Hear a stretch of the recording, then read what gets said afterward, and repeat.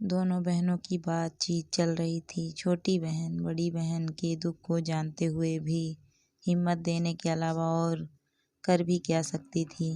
दीदी तू निराश मत हो, ऐसे हिम्मत हारेगी तो जीवन कैसे जी पाएगी।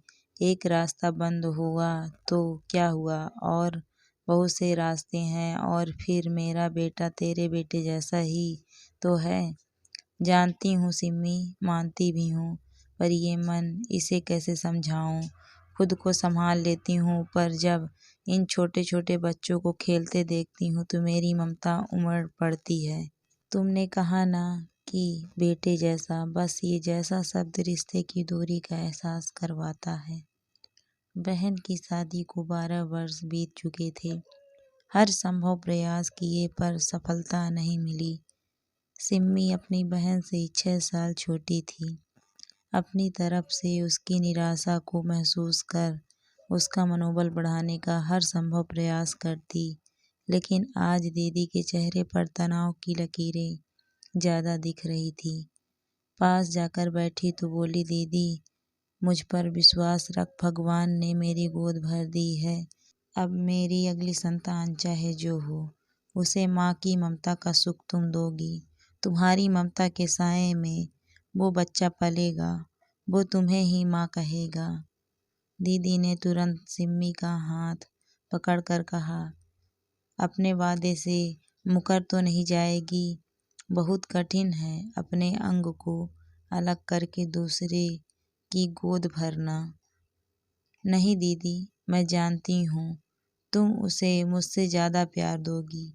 मेरे लिए तुम्हारी पीड़ा को महसूस करना बहुत आसान है। बस मनोज और घर वालों को समझाना पड़ेगा।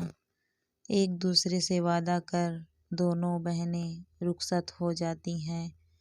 सिम्मी ने जब यह बात मनोज को बताई तो उसने बहुत प्यार से अपनी पत्नी को सहमति दे दी।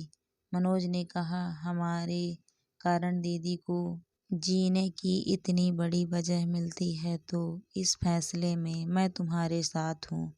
ससुर जी पुराने जमाने के इंसान होते हुए भी एक कन्या की चाहना रखते हैं। हमेशा ही कहते हैं कि बस अब एक कन्या और आ जाए तो घर में रौनक आ जाए।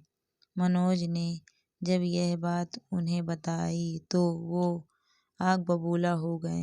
वो बोले, कन्यादान महादान होता है, बिना कन्या के घर घर नहीं होता।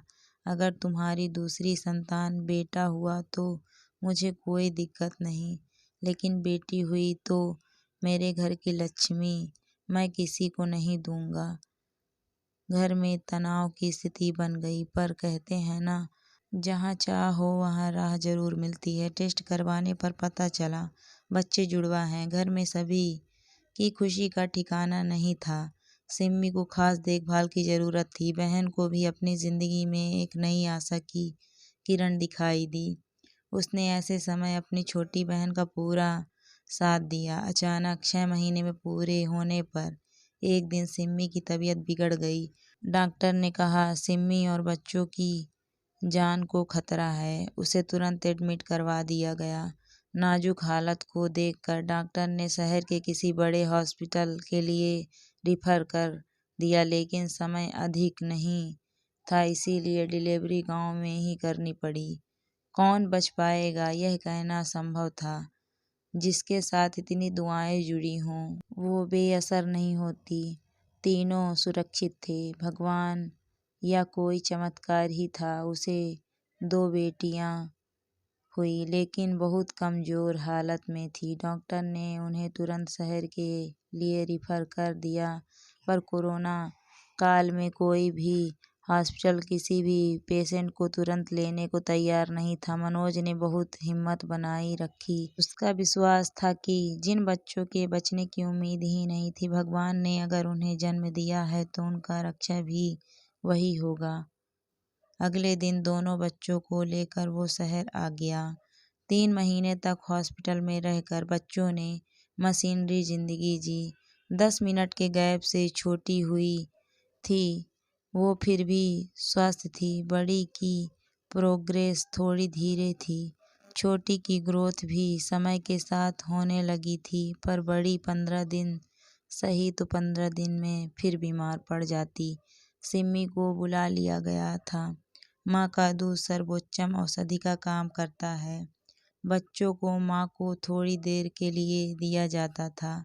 बड़ी को दूध पीने में भी परेशानी होती। अब छोटी को इनक्यूबेटर से हटाकर नॉर्मल वार्ड में शिफ्ट कर दिया गया था। वहाँ उसकी देखभाल उसकी मौसी माँ ने की। छोटी को 9 महीने पूरे होते ही डिस्चार्ज मिल गया। सिम्मी ने अपने रिश्ते और बहन के समर्पण को तोहफा दिया। बच्ची को पाकर आज बड़ी बहन की ममता पूरी हुई। बड़ी बिटिया शारीरिक रूप से कमजोर थी। पता चला हार्ट में परेशानी है, जो धीरे धीरे दूर हो जाएगी। बच्चे की सेहत का विशेष ध्यान रखना। घर वालों ने सिम्मी और बिटिया का पूरा ध्यान रखा। सिम्मी के साथ गलत हो भी कैसे सकता था। जिसका दिल इतना पाक हो, उसकी सोच त्याग समर्पण सब रंग लाया। अपनी बहन की गोद भरने वाली की गोद सभी के आशीर्वाद से भरी रही। धीरे धीरे बच्चे के स्वास्थ्य में सुधार होने लगा। कहते हैं जिसका दिल पवित्र हो उसका सब काम आसानी से हो जाता है। दूसरे की परेशानी समझ उसका साथ देने वाले का साथ भगवान देता है।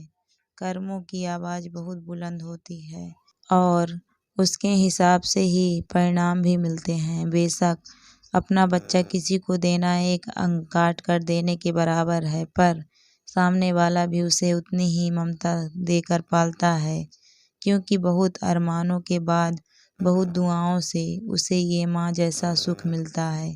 केवल जन्म देने मात्र से ही एक औरत माँ नहीं बनती, बल्कि एक बच्चे को अपनी ममता से माँ जैसा सुख देने वाली औरत भी माँ होती है।